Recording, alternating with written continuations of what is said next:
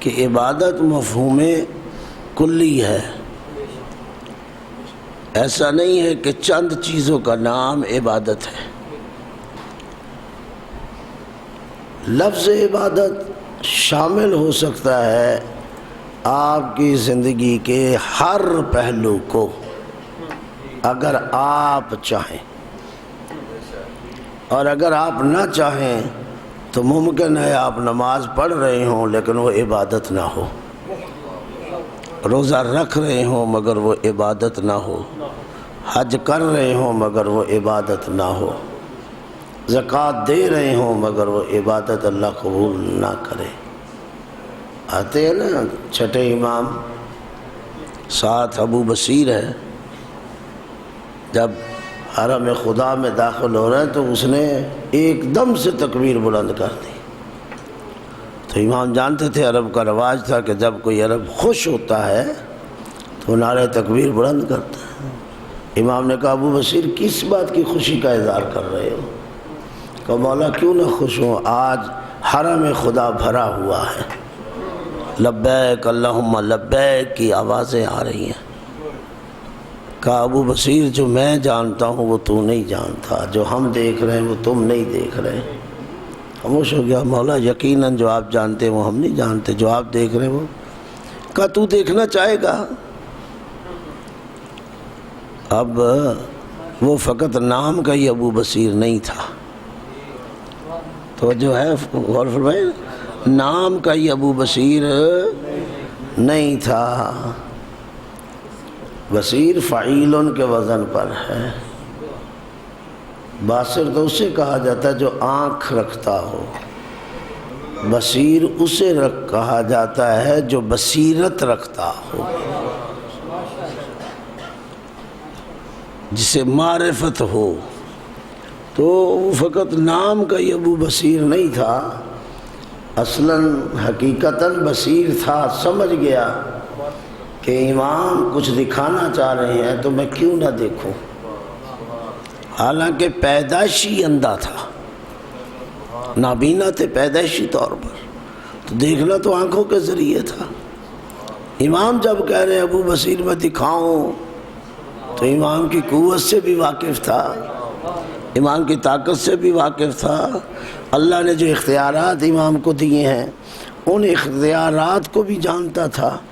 کہ اب تو موقع آیا ہے کہ میں امام سے یہ خواہش کر لوں، امام خود کہہ رہے ہیں کہ مولا دکھائیے۔ اب جیسی کہا نہ دکھائیے، علماء نے لکھا ہے کہ مولا نے اپنا ہاتھ اس کے سر پر پھیرا، کہا ابو بصیر اب نگاہ اٹھا، اب دیکھ، پہلے تو سن رہا تھا نا آوازیں لبیک اللہم لبیک، اب ذرا دیکھیے آوازیں کہاں سے آ رہی ہیں، اپنی کور آنکھوں سے، جو پیدائشی شسب نابینا تھا پیدائش، امام کے کہنے پہ جب اس کور آنکھوں سے دیکھنا شروع کیا تو وہ روشنی عجیب اب نظر آ رہا ہے کہ واقعاً کعبے کے ارد گرد بہت آوازیں ہیں اور سب لبیک اللہم لبیک کہہ رہے ہیں، لیکن ان میں اکثریت وہ لوگ ہیں، بلکہ لفظ اکثریت بھی نہیں، کہ جو انسان نہیں ہیں، حیوان، درندے، جانور، کوئی کسی جانور کی شکل میں ہے، کوئی کسی حیوان کی شکل میں ہے، کوئی کسی درندے کی شکل میں ہے، لیکن زبان سے یہ الفاظ جاری ہیں، تو پتہ چلا ضروری نہیں ہے کہ یہ الفاظ کسی نیکوکار کی زبان پر آئیں۔ اسی لیے کہا انما الاعمال بالنیات، عمل کا دار و مدار نیت پر ہے، اکیلے آپ کے عمل کو نہیں دیکھیں گے، جب آپ عمل کر رہے ہیں تو عمل کے ساتھ ہم پیچھے دوربین لگائیں گے کہ نیت آپ کی کیا ہے، آیا عمل دکھانا نیت ہے، لوگوں پہ اثر ڈالنا ہے آپ کی نیت، لوگوں کو دھوکہ دینا ہے، یا ریاکاری ہے، یا اللہ کو دھوکہ دینا چاہ رہا ہے؟ ہم تیری نیت کو دیکھیں گے اور تیرے عمل کو اس نیت کے ذریعے اس کا حساب کتاب لگے گا۔ تو اب آوازیں تو کتنی تھی، کتنے لوگوں کی تھی؟ اکا دکا یہ الفاظ ہیں، اکا دکا انسان تھے، باقی سب جانور تھے۔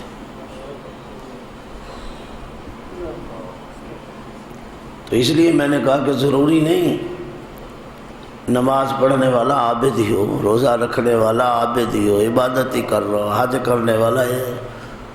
بہت سے لوگ ہیں جن کی نمازیں ان کے منہ پہ دے ماری جائیں گی۔ فوائل للمصلین، اللہ آپ کو سلام دے، ہے یا نہیں ہے؟ قرآن کی آیت ہے یا نہیں؟ بہت سے لوگ ہیں جن کی نمازیں ان کے منہ پہ دے ماری جائیں۔ بہت سے لوگ ہیں جن کے بارے میں امام کہتے ہیں ان کا روزہ سوائے بھوک ہڑتال کے اور کچھ نہیں ہوگا۔ ایک بھوک پیاس کی کمی ہے، وہ اس کو گزار رہے ہیں اور انہیں کوئی حاصل نہیں ہونا۔ اس لیے عمل کرتے وقت نیت کا خالص ہونا بہت ضروری ہے۔ نیت خالص، اور میں نے شاید یہی کہی ہے یا کسی اور مجلس میں بات کی، ادھر کی ہوگی کہ مخلصین لہ الدین، اللہ نے اس دین کو ہر ایک کے لیے نہیں رکھا۔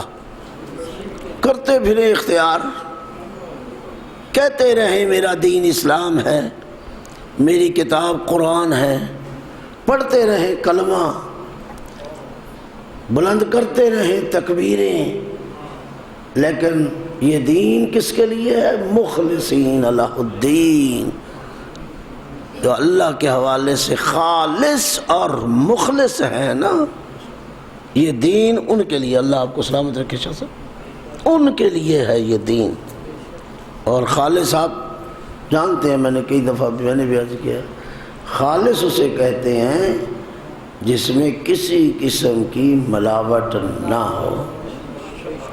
تو میں تو کئی دفعہ کہہ چکا ہوں اس بات کو کہ اگر پیغمبر عام ملاوٹ کے لیے یہ کہہ دیں من غش فلیس منا، جو ملاوٹ کرتا ہے وہ ہم سے نہیں، اگر عام بازاری چیزوں کے لیے یہ بات ہے تو جو دین میں ملاوٹ کرے، وہ چاہے کوئی اور ملاوٹ کرنے والا ہو، چاہے میں ملاوٹ کرنے والا ہوں۔ بس اوقات ہم دوسرے پہ ہی نگاہ رکھتے ہیں، خود پہ کوئی نگاہ نہیں ہوتی۔ خود کو ہم مومن بھی سمجھتے ہیں، مسلمان بھی سمجھتے ہیں، متقی بھی سمجھتے ہیں، نہ معلوم اس سے آگے ممکن ہے ابرار میں اپنے آپ کو شامل کرتے ہوں۔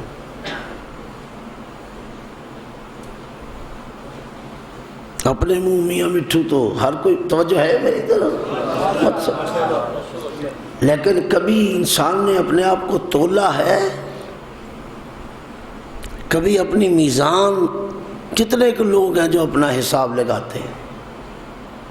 مولا کائنات نے نہج بلاغہ میں ارشاد ہوا ہے حاسبو قبل ان تحاسبو، حساب لگاؤ قبل اس کے کہ تمہارا حساب لگایا جائے۔ حساب لگے گا تمہارا اور حساب سے تم بچ نہیں سکتے، تو پھر بہتر ہے نا ابھی پہلے حساب لگا لو، اگر کبھی بیشی کوئی ہو تو اسے دور کر لو۔ لیکن اگر یہ گزر گیا وقت اور چلی گئی یہ دنیا اور آپ کر گئے یہاں سے رخصت، پھر دفتر ہے بند، پھر اعمال کی دنیا تیرے ہاتھ سے نکل گئی۔ نہ پھر تو نماز پڑھ سکتا ہے، نہ پھر روزہ رکھ سکتا ہے، نہ تو حج کر سکتا ہے، نہ زکوٰۃ دے سکتا ہے، نہ ہمسایوں کے معاملات تو کہ میں وہاں جا کے ادا کر لوں گا، نہیں، خاندان، برادری، یہ احسان، نیکی، ختم۔ وہ ایک اللہ کی رحمت ہے کہ اس نے پھر بھی ایک راستہ رکھا ہے مرنے والے کے لیے، لیکن کتنوں کو اس راستے سے فائدہ پہنچتا ہے یہ آپ حساب لگا سکتے ہیں۔ یہ اس کی رحمت ہے نا، کہ جب نامہ اعمال بند، جب دفتر بند اور انسان اب کچھ نہیں کر سکتا، پھر بھی اس کی نعمت ہے اور رحمت ہے کہ اس نے ایک راستہ رکھا ہے۔ ہاں اگر کوئی تیرا لگاتا، کوئی تیرے واجبات میں سے کوئی واجب ادا کر دے، تیری طرف سے صدقہ دے دے، تیری طرف سے خیرات کر دے، تیری طرف سے نیک عمل کر دے، تو میں اللہ اسے 10 گنا کر کے تیرے نامہ اعمال میں درج کر دوں گا۔ لیکن کتنے کے لوگ ہیں جن کے جانے کے بعد ان کے نامہ اعمال کھلے رہتے ہیں؟ بہت کم لوگ ہیں، حتیٰ کہ اولاد بھول جاتی ہے۔ جس اولاد کے لیے حرام و حلال نہیں دیکھا، جس اولاد کے لیے جائز و گھبرا تو نہیں گئے، جائز و ناجائز نہیں دیکھا، جس اولاد کے لیے جہنم خرید لی، وہ اولاد بہت زیادہ بھی تیرے ساتھ کرے گی تو نہلا دھلا کے کفن پہنا کے تجھے قبرستان میں چھوڑ آئے گی، قبر کے حوالے کر دے، اس سے زیادہ کچھ نہیں کرے گی۔ پھر وہ تنہائی قبر کی، پھر وہ قبر کی وحشت، پھر وہ قبر کی ظلمت، پھر وہ قبر کی تاریکی، پھر وہ قبر کے اندر حساب۔ تیرے ہاتھ میں ہے میرے بھائی، اس قبر کو جنت کے باغوں میں سے ایک باغ بنانا چاہتا ہے یا جہنم کی وادیوں میں سے ایک وادی بنانا چاہتا ہے؟ ہم کل آپ کی خدمت میں عرض کر چکے ہیں کہ اللہ نے 11 قسمیں اٹھا کے کہا فَأَلْهَمَهَا فُجُورَهَا وَتَقْوَاهَا۔ نہ بھی میرا نبی پہنچے، نہ بھی میرا رسول پہنچے، نہ بھی میری ظاہری حجت کوئی پہنچے، میں نے تیری طینت اور فطرت میں یہ بات رکھ دی ہے کہ تو اگر چاہے اچھائی اور برائی کو علیحدہ کر سکے گا، سچ اور جھوٹ کو علیحدہ کر سکے۔ فَأَلْهَمَهَا فُجُورَهَا وَتَقْوَاهَا۔ اور پھر آگے جملہ کہا، کیا کہا؟ قَدْ أَفْلَحَ مَنْ زَكَّاهَا۔ 11 قسمیں اٹھانے کے بعد جب یہ اعلان کر دیا فَأَلْهَمَهَا فُجُورَهَا وَتَقْوَاهَا، پھر جا کے کہا قَدْ أَفْلَحَ مَنْ زَكَّاهَا، نجات اسے ہی ہے جس نے تزکیہ کیا۔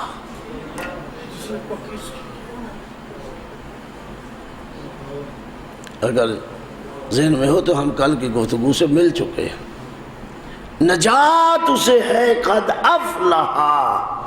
کامیاب کون ہے؟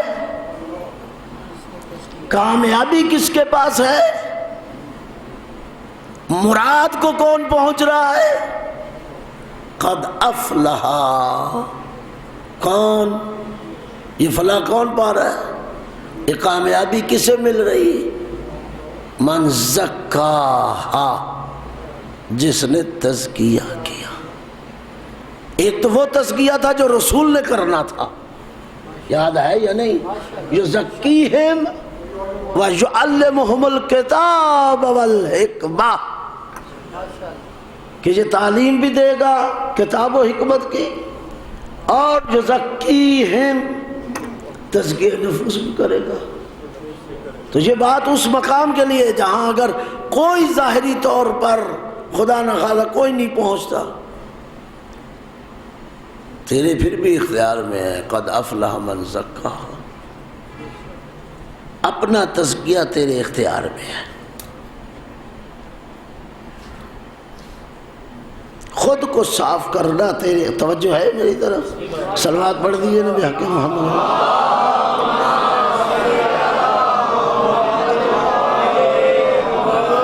اپنے اختیار میں ہے تیرے، اگر کامیابی چاہتا ہے تو تزکیہ کر۔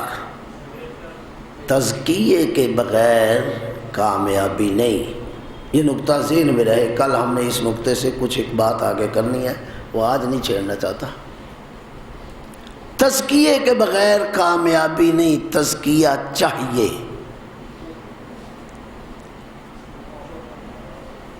جنت میں تبھی انسان جائے گا جب وہ تزکیہ کر چکا ہوگا۔ تزکیے کے بغیر نہیں، یہ تیرے اختیار ہے۔ یہی وجہ ہے جس دوسرے واقعے کی طرف میں نے اشارہ کیا تھا امام حسن عسکری علیہ السلام کے لیے، کہ جب بہلول نے کہا تو امام نے اس کو جواب دیا کہ ہم کوئی کھیل کود کے لیے پیدا نہیں ہوئے۔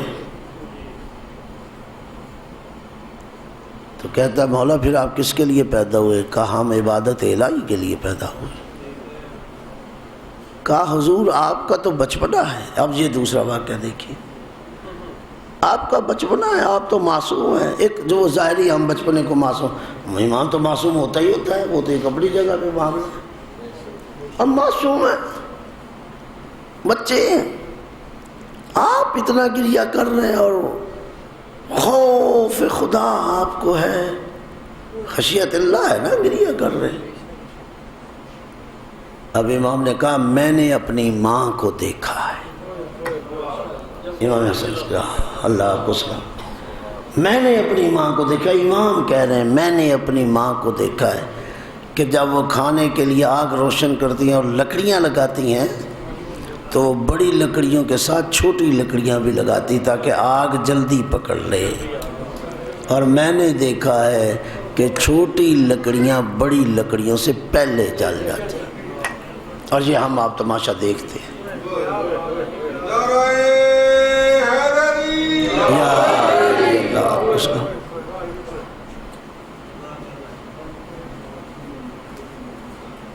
کہیں ایسا نہ ہو کہ ہم اسی جہنم کا ایندھن بن جائے اور پھر ہم وہ چھوٹی چھوٹی لکڑیاں ہوں جو بڑی لکڑیوں سے بھی پہلے جل کر راکھ ہو جائے۔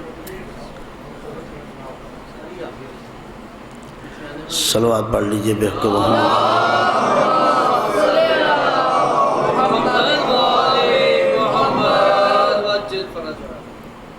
انسان سمجھتا ہے نا یہ خود فریبی جو ہوتی ہے نا یہ بہت بری شے ہے۔ ایک دفعہ انسان کسی کو فریب دیتا ہے، ایک دفعہ شاہ صاحب کے بلا خود کو فریب دے رہا ہوتا ہے، اور یہ سب سے بڑی تباہی ہے۔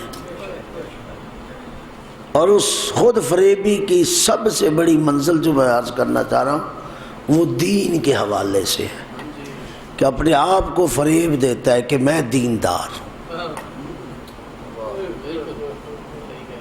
توجہ فرما رہے ہیں؟ یہ خود فریبی کئی معاملات میں خود فریبی کا شکار ہے، لیکن سب سے خطرناک خود فریبی یہ ہے کہ یہ دوسروں کی نسبت اپنے آپ کو دیندار سمجھتا ہے۔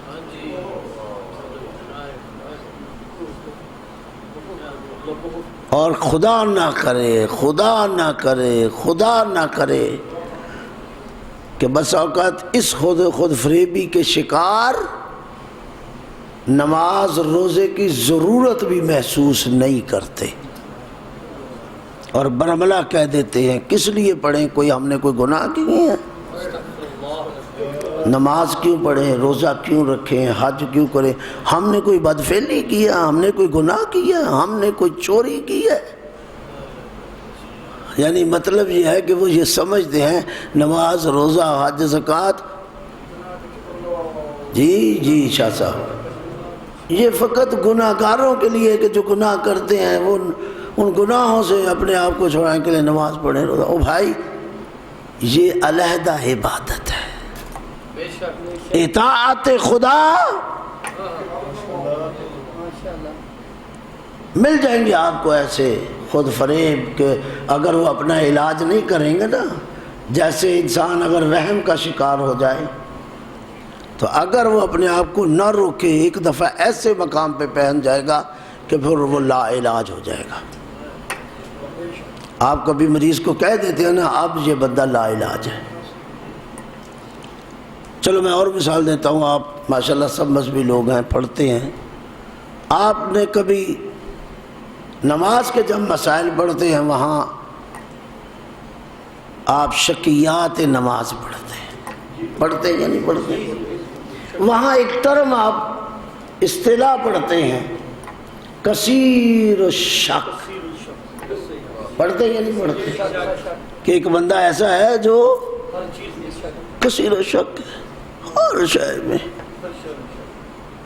جب بندہ کثیر و شک کی منزل پہ پہنچتا ہے، جب تک تو نہیں پہنچتا، اس کو کہہ دیا جاتا ہے کہ تیرے شک کا یہ علاج ہے، تیرے شک کا یہ علاج ہے، تیرے وہم کا یہ علاج ہے، اس کے بدلے یہ کر لے، یہاں یہ کر لے، یہاں یہ کر لے.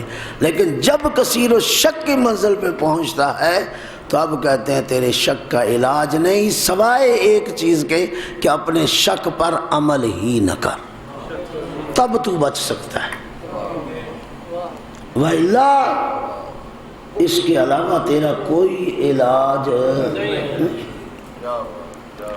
اور خود فریبی جب آپ علاج نہیں کریں گے تو ایک ایسے مقام پہ آپ کو لے آئے گی کہ آپ کہہ دیں گے کہ میں کیوں نماز پڑھوں، کیوں رکھوں روزہ، کیوں کروں حج، کیوں دوں زکوٰۃ، کیوں نکال لوں خمس. میں نے کوئی چوری کی ہے، میں نے کوئی شراب پی ہے، میں نے کسی کے ساتھ دھوکہ کیا ہے. او بھائی کسی کے ساتھ دھوکہ تو کیا تو خود کے ساتھ دھوکہ کر رہا ہے، تو خدا کے ساتھ دھوکہ کر رہا ہے، تو خدا کا بندہ نہیں سمجھتا. خدا نے واجبات اور محرمات رکھے ہیں انسان کے لیے، یہ اسی انسان کے لیے ہیں کچھ واجبات، اسی انسان کے لیے کچھ محرمات، اسی انسان کے لیے کچھ مکروہات، اسی انسان کے لیے کچھ مباحات، اسی انسان کے لیے کچھ مستحبات. احکام شریعت انہی 5 چیزوں میں ہے، اس سے باہر ہے ہی نہیں ہے. اس سے باہر جو بھی حکم ہے اللہ آپ کو سمجھ یا واجب کا ہے یا حرام کا ہے یا مستحب کا ہے یا مکروہ کا ہے یا مباح کا ہے، ایسے باہر ہے ہی نہیں. چھٹی شکل آپ نہیں دکھا سکتے. اور یہ احکام جو خمسہ کہلاتے ہیں، 5 احکام، یہ جانوروں کے لیے نہیں ہے. کبھی پڑھا ہے کہ جانور کے لیے یہ حلال ہے یہ حرام؟ کبھی پڑھا ہے کہ جانور کے لیے یہ جائز ہے یا ناجائز؟ اللہ آپ کو سلامت رکھے. کبھی پڑھا ہے؟ کبھی اللہ نے گدھے کو نہیں کہا کہ ادھر نہ جانا. کبھی کسی درندے کو نہیں کہا کہ درندگی نہ کرنا. کبھی کسی موذی کو نہیں کہا کہ لڑنا نہیں. نہیں غور فرمایا، میں بات کہہ گیا ہوں. کبھی درندے کو نہیں کہا کہ درندگی نہیں کرنی. کبھی کسی موذی کو نہیں کہا کہ ڈسنا نہیں. کبھی کسی گدھے کو نہیں روکا کہ ادھر نہیں جانا. کسی جانور کو نہیں کہا کہ یہ حلال ہے اور یہ حرام ہے. تو پتہ چلا یہ احکام جانوروں کے لیے نہیں ہے. اب یہ انسان فیصلہ کرے. اگر کہتا ہے کہ یہ احکام میرے لیے نہیں ہے تو ڈکلیئر کرے ان جانوروں میں سے کون سا جانور ہے.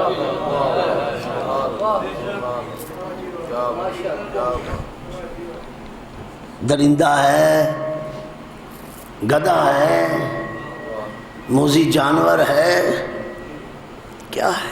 شریعت آئی ہے. اس انسان کے لیے اس شریعت کو کھیل تماشا نہ بناؤ. یہ کھیل تماشا نہیں ہے، یہ کھیل کود نہیں ہے. افاحسبتم، اس وقت امام حسن عسکری علیہ السلام نے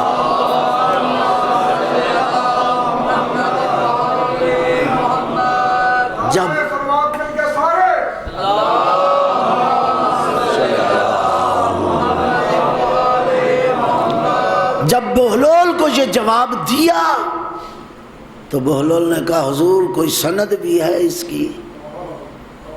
یہ جو آپ باتیں فرما رہے ہیں اس بات کی کوئی سند بھی ہے؟ تو جب سند مانگی تو جو آیت سند کے طور پر اس 11ویں امام نے پیش کی وہ یہی تھی جو میں نے عشرہ مجالس کی رکھی ہوئی ہے. افاحسبتم انما خلقناکم عبثا، کیا تم سمجھتے ہو تم عبث پیدا کیے گئے ہو؟ وَأَنَّكُمْ إِلَيْنَا لَا تُرْجَعُونَ، اور کیا سمجھتے تمہاری پلٹ نہیں ہے، تمہاری واپسی نہیں ہے۔ ہم بیکار پیدا نہیں ہوئے کہ کھیل تماشے میں گزاریں، اور آج تو ماشاءاللہ بعض کی پوری زندگی ہی کھیل تماشا ہے۔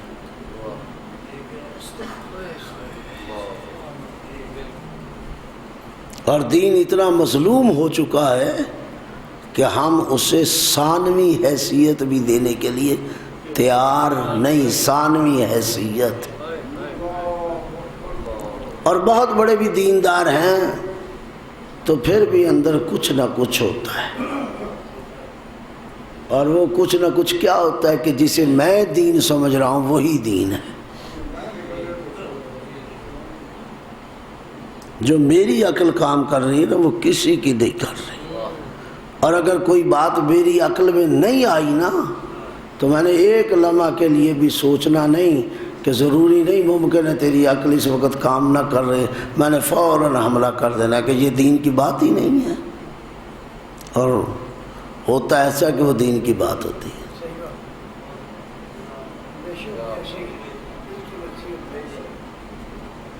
آپ کے سامنے اگر کوئی چیز آ جائے اور اگر آپ اس کے بارے میں نہیں جانتے نا تو پھر آپ اس مرحلے میں ہیں، اگر آپ نہیں جانتے تو نہ آپ اس کی تائید کر سکتے ہیں نہ آپ اس کی تردید کر سکتے ہیں۔ آپ کو کوئی حق نہیں ہے تائید کرنے کا یا تردید کرنے کا، یہ خیانت ہے بغیر تحقیق اور تعلیم کے، یا تائید کر دیں یا تردید کر دیں، یہ خیانت علمی کہلاتی ہے۔ ہمیں چار چیزیں آ جائیں نا، آتی چار چیزیں ہیں تو پھر ہم علامت و دہر بن جاتے ہیں، جو سوال آئے اس کا جواب دینا اپنے اوپر واجب سمجھ لیتے ہیں۔ کیوں جی؟ کہ میری توہین نہ ہو جائے، یہ کیا کہیں گے، یہ مجھے علامہ سمجھتے ہیں، میں ان کو کیا کہوں کہ مجھے اس چیز کا پتہ نہیں ہے۔ دیانت یہ ہے، دیانت یہ ہے کہ اگر تیرے علم میں نہیں ہے صاف کہہ دے کہ میں نہیں جانتا۔ اگر آپ کو جلدی ہے تو کسی اور علامہ کے پاس چلے جائیے، اور اگر جلدی نہیں ہے تو پھر مجھے وقت دیجیے، میں یا مطالعہ کروں گا یا کسی اپنے بزرگ استاد سے پوچھوں گا، آپ کو میں بتا دوں گا۔ اس چیز نے ہمارا بیڑا غرق کر دیا ہے، ہاں جی بیڑا غرق کر دیا ہے۔ نہیں جانتا میں لیکن بتا رہا ہوں، نہیں جانتا میں حکم دے رہا ہوں، میں ایسے جیسے شریعت میرے گھر کا کھلونا ہے۔ جی اللہ آپ کو سلامت رکھے، ایسے جیسے شریعت میرے گھر کا کھلونا۔ اور یاد رکھو اس شریعت کو جنہوں نے کھلونا سمجھا ہے نا، آئمہ انہی کے خلاف کھڑے ہوئے ہیں۔ جنہوں نے اس دین کو تماشا سمجھا تھا، ایسے لوگ تھے نا، تاریخ پڑھ لیں، یہ کربلا کیوں منظر عام پر آیا؟ نبی کا مذاق، وحی الہی کا مذاق، حلال کا مذاق، حرام کا مذاق، شریعت کا مذاق، حجت خدا کا مذاق۔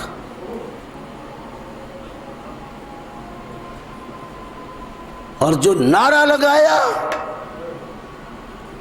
جب اقتدار حاصل کر لیا جس نعرے کی وجہ سے، پھر دنیا نے دیکھا کہ قرآن کو پھینک کے مارا، کہ آج کے بعد تیرے اور میرے درمیان کوئی رشتہ نہیں ہے۔ کیا وحی کا مذاق نہیں اڑایا گیا؟ کیا آپ کی نبوت کا انکار نہیں کیا؟ جی کہا کوئی وحی نہیں آتی، کوئی نبی نہیں تھا، یہ تو بنی ہاشم کا ایک ڈھونگ بنایا ہوا رچایا ہوا تھا، اس وقت کوئی احترام نہیں، کوئی نہیں۔ اور معاشرہ اس حد تک برا ہو چکا تھا کہ کہنے والا کوئی گھر میں یہ چھپ کے نہیں کہہ رہا تھا، کرسی اقتدار میں مسلمانوں کے سامنے بیٹھ کر کہہ رہا تھا کوئی وحی نہیں ہے، کوئی نبی نہیں ہے، بنی ہاشم کا کھیل ہے۔ اور وہ مسلمان کون سے تھے جن کو یہ جرت نہیں تھی، اور وہ کون سے اسلام پہ چل رہے تھے؟ اور جب ایسے لوگ ہوں تو پھر ان کا امیر المومنین یزید ہی ہو سکتا ہے، اور کوئی نہیں ہو سکتا۔ ایسے ایمانداروں کا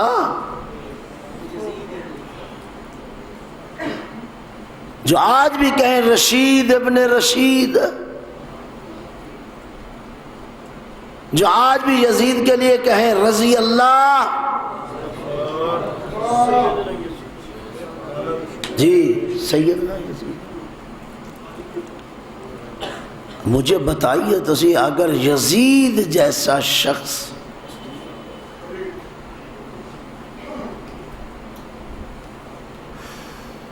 معاف کیا جا سکتا ہے اور یزید جیسا شخص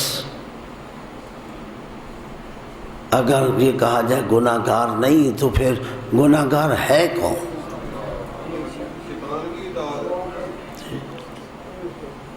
پھر کون ہے گناہ گار؟ اور اندھیرا اتنا ہے اور روشنی کو اتنا بجھا دیا گیا، اتنی روشنی پہ پردہ ڈالا گیا اور اتنا اندھیرا کر دیا گیا کہ یزید دکھائی نہیں دیتا، امیر المومنین نظر آ رہا ہے۔ اللہ آپ کو سلامت رکھے۔ میں بات حب علی رحمت اللہ، بغض علی لعنت۔ یہ انقلاب زمانہ ہی ہے نا کہ یزید جیسا شخص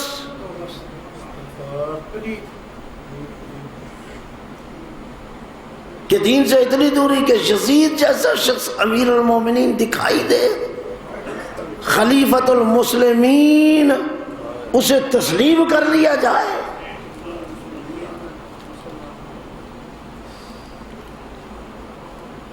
تو اس سے بڑا اندھیرا کیا ہو سکتا ہے؟ کون سی روشنی میں رہ رہا ہے؟ آج بھی جو اپنے آپ کو پڑھے ہوئے علامۃ الدہر سمجھتے ہیں، وہ ٹی وی پہ بیٹھ کے کہتے ہیں یزید۔ اچھی بات ہے، ہو سکتا ہے توبہ کر لیو۔ جب کوئی راستہ نہیں رہتا تو پھر کہتے ہو سکتا ہے توبہ کر لیں، ہو سکتا ہے جی توبہ کر لے اور توبہ اللہ قبول کر لے گا، ہو سکتا ہے۔ اچھا، ادھر شک کا فائدہ دے کے انہیں بچایا جا رہا ہے، ادھر یقین ہوتے ہوئے بھی اس خاندان کا انکار کیا جا رہا ہے۔ خاندان اہل بیت و عصمت و طہارت پر یقین ہے کہ یہ طاہر پاک، نہیں غور فرمایا؟ یہ نجاست سے دور، جن کی صداقت اور طہارت کی اللہ گواہی دے، یقین ہوتے ہوئے بھی ان کا انکار ہو رہا ہے، اور ادھر فقط ایک مفروضہ قائم کر کے، ایک مفروضہ قائم کر کے، ایک مفروضہ قائم کر کے کہ ہو سکتا ہے یزید توبہ کر لی ہو۔ چلو یہ تو اللہ کی عدالت ہے نا جی، ہو سکتا ہے یزید نے توبہ کر لی۔ اب میں بات کو روک رہا ہوں، کل انشاءاللہ بات کریں گے، لیکن میری اور آپ کی ذمہ داری کیا ہے؟ کیا فقط ہم دوسروں کو یہ باتیں بتائیں یا اپنی نسلوں کو بھی سمجھانا ہے؟ آج جس ماحول میں ہم رہ رہے ہیں، اس ماحول میں دین ان کا نظر آ رہا ہے، ہماری گھروں کی طرف توجہ نہیں ہے، اولادوں کی طرف توجہ نہیں ہے۔ کل میں اس بات کو بڑھاؤں گا اس نقطے سے اور اس سے ملا کے، توجہ نہیں ہے، ہماری توجہ نہیں ہے، ایک ذرہ برابر، ایک پیسے جتنی دین کے حوالے سے توجہ نہیں۔ چاہے وہ لوگ بھی جو بڑا اپنے آپ کو دیندار سمجھتے ہیں، میں کہوں گا اپنی اولاد کے لیے بڑا بڑا پیسہ خرچ کریں گے، اچھے سے اچھا اسکول، اچھے سے اچھا کالج، اچھے سے اچھی سواری، اچھے سے اچھا ہاسٹل، اچھے سے اچھا لباس، اچھے سے اچھا ٹیوٹر، جتنی بڑی ٹیوشن مہنگی رکھنی پڑے رکھیں گے، مگر قرآن اور دین کی تعلیم کے لیے کتنی کی توجہ، اس کے لیے ہمارا کتنا اہتمام ہے۔ چلو یہ بات تو چھوڑو کہ کتنے کو شوق ہے عالم دین بنانے کا، کتنوں کو شوق ہے اپنے بیٹے کو حافظ قرآن بنانے کا، یہ چھوڑ دو، سب لگے ہوئے ہیں، سب کسی اور طرف۔ یہ کتنوں کو شوق ہے، یہ بات چھوڑو، یہی بتا دو کہ کتنوں کو شوق ہے کہ فقط بنیادی تعلیم، بنیادی، میں علامہ بننے والے نہیں شاہ صاحب کہہ رہا، فقط بنیادی تعلیم جس سے میری بچے کا آگاہ ہونا واجب ہے شرعاً، اور مجھ پر واجب ہے کہ میں اپنی اولاد کو یہ تربیت دوں۔ کتنی کی میں نے کوشش کی، یہ کوششیں بارآور تب ہوں گی جب آپ کے ہاں مدارس زیادہ ہوں، علماء زیادہ ہوں، تعداد زیادہ ہو۔ اب اگر وزیر آباد شہر میں فرض کرو علماء ہی نہیں تو آپ کوشش بھی کریں گے تو کیا کہاں سے بندہ لائیں گے؟ تو اگر یہ فیکٹری چل رہی ہو، خام مال ادھر آتا ہو، تو پھر ادھر سے کچھ چیزیں نکلیں گی بھی جو آپ کے گھروں کے تقاضوں کو بھی پورا کر دیں گے۔ بچوں کی بنیادی تعلیم کا اہتمام ہوگا یا نہیں ہوگا؟ کتنی توجہ، پورے ملک میں ہماری حالت بری ہو چکی ہے، پورے ملک میں دینی آگاہی کے لیے سوچ نہیں، فکر نہیں، ہوش نہیں، ہماری قوم کہاں جا رہی ہے، ہماری اولادیں کہاں جا رہی ہیں۔ اور کربلا میں اتنی آگاہی ہے، اتنی آگاہی ہے کہ اگر بچے سے پوچھ لیا جائے، قاسم جیسے بچے سے امام پوچھے، چچا پوچھے، بیٹا موت کو تو کیسا سمجھتا ہے؟ اور یہ تربیت ہے نا جس کا ذائقہ دنیا نہ بتا سکی، کربلا کے اس بچے نے بتا دیا۔ احلن من العسل، موت کا ذائقہ کیا ہے؟ شہد سے بھی زیادہ میٹھا۔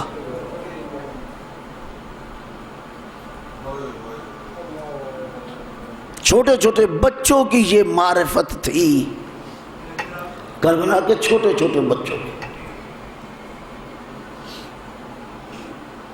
ایک بچہ دوڑتا ہوا فوج اشقیاء کی طرف بڑھتا جا رہا ہے اور تلوار پکڑی ہوئی ہے جو اس بیچارے سے اٹھائی بھی نہیں جاتی، زمین پہ ہاتھ کھینچے ہوئے، جیسے زبردستی تلوار کو اٹھا کے فوج اعداء کی طرف بڑھ رہا ہے۔ امام کی ایک دم نگاہ پڑی، کہا یہ بچہ کون ہے؟ اسے پکڑ کے لاؤ، کدھر جا رہا ہے؟ جب بچے کو پکڑ کے لائے، بیٹا کہاں جا رہے تھے؟ یہ ہے تربیت۔ تلوار نہیں اٹھائی جا رہی لیکن حالت دیکھے، کہاں جا رہے تھے؟ مولا آپ پر قربان ہونے جا رہا ہوں، ان فوج اعداء سے لڑنے جا رہا ہوں۔ بیٹا تو کس باپ کا بیٹا ہے؟ تیرے باپ کا نام کیا ہے؟ رو کے کہتا ہے جس کا سر آپ کی گود میں ہے، جو شہید آپ کی گود میں پڑا ہے نا، میں اسی کا تو بیٹا ہوں۔ امام کہتے بیٹا تیرا باپ مارا گیا ہے، شہید ہو گیا، تو ماں کا اکیلا سہارا ہے، تو یتیم ہو گیا ہے، تیرے علاوہ ماں کا کوئی سہارا نہیں، تو جا اپنی ماں کے پاس۔ رو کے کہتا اسی ماں نے تو بھیجا ہے۔ اجرکم اللہ، اللہ آپ کی عبادت قبول کرے۔ جب مائیں ایسی ہوں تو پھر بچے امام پر قربان ہوتے ہیں، اور اگر مائیں ایسی نہ ہوں تو پھر بچے بڑے ہو کے امام کے قاتل بنتے ہیں۔ کہ مولا اسی ماں نے تو بھیجا ہے جس کی بات آپ کر رہے ہیں۔ اتنے میں خیمے کے دروازے پہ کھڑی ہوئی بی بی خاتون اس بچے کی ماں رو کے کہتی ہے مولا اگر مجھے اجازت ہوتی تو میں آپ کے آداب پر خود حملہ کرتی، میں اپنی نیابت میں اس بچے کو بھیج رہی ہوں، جانے دی۔ بچوں کو معرفت ہے کربلا کے بچوں کو، انہی بچوں میں سے ایک بچہ ہے قاسم، جس کے میں چند مصائب چند منٹ آپ کے زحمت دینا چاہتا ہوں۔ قاسم کوئی عام بچہ نہیں ہے، امام حسن کی نشانی۔ قبلہ اظہر حسن صاحب کا مجھے جملہ آتا یاد آ رہا ہے ان کا، شاہ صاحب وہ فرماتے ہیں قاسم تیری قسمت تو اسم بالمسمى ہو گیا، جیسا تیرا نام تھا نا شہادت کے بعد تو تقسیم ہو گیا، ٹکڑے ٹکڑے ہو گیا قاسم۔ جب شہادتیں ہو رہی ہیں نا، اوان و انصار کی شہادتیں ہو گئیں، اب خاندان کی شہادتیں شروع ہیں۔ کئی دفعہ قاسم آیا چچا کے پاس، میں بڑی تیزی سے چل رہا ہوں، چچا مجھے اجازت دیجیے، چچا مجھے اجازت دیجیے۔ ہر دفعہ حسین کوئی نہ کوئی بہانہ بنا کے قاسم کو واپس کر دیتے ہیں اور رو کے کہتے ہیں قاسم تمہیں کیا معلوم کیسے میں تمہیں اجازت دوں۔ علماء نے لکھا ہے 3 فرد کربلا کے حسین کے آگے ان کو اجازت دینا بڑا مشکل تھا، ایک قاسم، دوسرا اکبر اور تیسرے عباس۔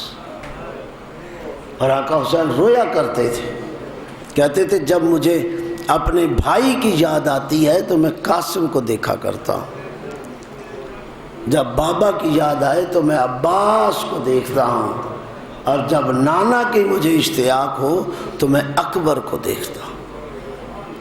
اس قاسم کو بھلا کیسے اجازت دے؟ ادھر چچا اجازت نہیں دیتے، جب خیموں میں پہنچتے ہیں تو ماں بار بار پوچھتی ہے قاسم ابھی بھی تو زندہ ہے؟ میں اور کیسے مصائب پڑھوں؟ کہ قاسم ابھی بھی تو موجود ہے، قاسم تو گیا نہیں مرنے کے لیے، قاسم ماں کو شرمندہ کرے گا۔ آخر کہتا ہے ماں میں کیا کروں، میں بار بار چچا کے پاس جاتا ہوں، چچا اجازت نہیں دیتے، ماں تم مجھے بار بار کہتی۔ اب علماء نے لکھا ہے، میں اس حوالے سے کوئی تفریق نہیں کر سکتا، مجھے علم نہیں رہا، کسی نہ کسی طریقے سے خیال آ جاتا ہے شہادت سے پہلے بابا نے ایک تعویذ باندھا تھا، اجرکم اللہ، تعویذ باندھتے ہوئے یہ کہا تھا قاسم زندگی میں کبھی مشکل وقت آئے تو بابا کے اس باندھے ہوئے تعویذ کو کھول لینا، تیری مشکل آسان ہو جائے گی۔ اب ایک دم سے جیسے خیال آیا نا، فوراً تعویذ کی طرف ہاتھ ڈالا اور سوچا اس سے بڑا مشکل وقت تو نہیں آ سکتا نا، اس سے بڑا سخت وقت تو نہیں آ سکتا، اس سے بڑی مصیبت کا وقت نہیں آ سکتا زندگی میں کہ ہم سارا خاندان گھیر گھار کے کربلا پہنچ چکے اور اتنے شہید ہو گئے، اتنے باقی رہ گئے، اس سے زیادہ سخت وقت نہیں ہے۔ اب مجھے تعویذ کھول لینا چاہیے جو بابا نے باندھا تھا۔ اب جو کھولا کپڑا نکالا تعویذ تو ایک خط تھا، قاسم بیٹا جب تجھے خط کھولے گا کربلا ہوگی، عاشور کا دن ہوگا، میرا بھائی تنہا رہ گیا ہوگا۔ قاسم اگر میں ہوتا تو اپنے بھائی پر قربان ہو جاتا، میری نیابت میں تو نے اپنے آپ کو قربان کرنا ہے۔ ماں کو خط دکھایا، اماں اب راستہ مل گیا، بابا کی تحریر میرے پاس ہے، دوڑتے ہوئے امام کے پاس گیا، اس خیمے میں جہاں امام موجود تھے، کرسی پہ بیٹھے تھے، امام کے پاس گئے، چچا بس 2-3 مرحلے، چچا 2-3 منٹ چاہتا ہوں، چچا یہ دیکھیے، یہ بابا نے شہادت سے پہلے، دنیا سے جانے سے پہلے میرے تعویذ باندھا تھا اور مجھے وصیت کی تھی، قاسم جب سب سے زیادہ مصیبت بڑی مشکل میں سمجھو گھر گئے ہو تو اس وقت سے تعویذ کو کھولنا، میں نے آج کھول لیا ہے، اس سے بڑا مشکل اور کٹھن وقت نہیں آ سکتا تھا۔ اور دیکھیے یہ بابا کا خط ہے، پڑھ کے نہیں سنایا، امام کو دے دیا اور وہ تحریر پڑھ لی، قاسم بیٹا میری جگہ پہ قربان ہونا ہے، اور نیچے امام کو بھی جملے لکھے، حسین بھیا میری قربانی کو قبول کرنا۔ کہا چچا اب تو اجازت دے دیجئے، کہا جا بیٹا اب میں تجھے رخصت کرتا ہوں، جا، انا للہ و انا الیہ راجعون، جا اللہ کے حوالے، گھوڑے پہ بٹھایا۔ اور وہ علماء ذاکرین سے آپ سنتے رہتے ہیں، مجھے کہنے کی ضرورت نہیں کہ اتنا چھوٹا بچہ تھا کہ رکابوں پہ پاؤں نہیں آتے تھے، تلوار لی اور فوج اعداء پہ حملہ کر دیا، آخری جملے میرے، حملہ کر دیا، اور اس قدر شدید حملہ کیا کہ کشتوں کے پشتے لگا دیے۔ یہ یتیم حسن کسی کے قابو نہیں آ رہا، ادھر سے تلوار چلاتا ادھر نکل جاتا، ادھر سے تلوار چلاتا ادھر نکل جاتا ہے، اور پھر ساتھ کہتا ہے آؤ حسن کے بیٹے کے ساتھ لڑو، آؤ بنی ہاشم کے نوجوان کے ساتھ لڑو۔ ایک دفعہ پسر سعد نے کہا او تم کسی بکال زادے سے نہیں لڑ رہے، یہ کسی سبزی فروش کا بیٹا نہیں ہے، یہ علی کا پوتا اور حسن کا بیٹا ہے، یہ تم سے اس طرح نہیں مارا جائے گا، اسے گھیر کے مارو۔ اب جب یہ سنا تو پوری فوج نے قاسم کو گھیر لیا، کسی طرف سے تیر آ رہا ہے، کسی طرف سے تلوار آ رہی ہے، ایک وقت آتا ہے کہ آواز بلند ہوتی ہے، یا احمد ادرکنی، اے میرے چچا، اجرکم اللہ، اے میرے چچا میری مدد کو آئیے۔ حسین نے کرسی چھوڑی، دوڑتے ہوئے قاسم کی طرف دوڑ گئے، چلے قاسم کی طرف۔ نقل صاحب کے بلا سید العلماء فرماتے یہ ان کا جملہ ہے، وار قاسم تیری قسمت کہ حسین کے آنے سے پہلے تو تقسیم ہو چکا ہے، شمال کے گھوڑے جنوب کی طرف، جنوب کے گھوڑے شمال کی طرف دوڑ چکے تھے۔ جب حسین پہنچے مقتل گاہ میں، کہیں قاسم کا وہ ٹکڑا پڑا ہے، کہیں وہ ٹکڑا پڑا ہے، کہیں وہ ٹکڑا پڑا ہے، چادر کو بچھایا، ایک ایک ٹکڑا اٹھایا، ایک ایک ٹکڑا اکٹھا کیا اور گٹھڑی باندھ کے کمر پہ رکھی، چلے خیمہ گاہ کی طرف۔ جب خیمے کے قریب آئے، یا زینب یا رقیہ یا ام کلثوم، بس حسداران حسینی مختصر کر دیتا ہوں، لائے خیمہ میں، لاش نہیں لائے، گٹھڑی لے کے آئے، میں اور کیسے پڑھوں، لاش نہیں لائے، پہلے لاشیں لاتے رہے اٹھا اٹھا کے، اکبر کا بھی لاشیں لا چکے تھے، گٹھڑی، ماں بڑی ہوگی نا، میرا قاسم آیا ہے، اب جب ماں نے قاسم کے ٹکڑے دیکھے ہوں گے اس ماں پر کیا گزری ہوگی۔ میرے مولا نے چادر رکھی، چادر کو کھولا، بچھایا، ایک ایک ٹکڑے کو ترتیب میں دیا، بس آخری لمحہ ایک ایک ٹکڑے کو ترتیب دی، اور ترتیب دینے کے بعد علماء نے لکھا ہے ایک طرف اکبر کا لاشا، دوسری طرف قاسم کے لاشے کے ٹکڑے اور درمیان میں حسین لیٹ جاتے ہیں. اس سے زیادہ میں مصیبت نہیں دکھا سکتا. درمیان میں لیٹ جاتے ہیں, ایک ہاتھ اکبر کے لاشے پہ رکھا, دوسرا ہاتھ قاسم کے ٹکڑوں پہ رکھا, اور آسمان کی طرف دیکھ کر پھر ہاتھ اٹھا کے رو کے کہا اللہم تقبل منا ھذا القربان, اللہ میری قربانیوں کو قبول کر. انا للہ و انا الیہ راجعون. وسیعلم الذین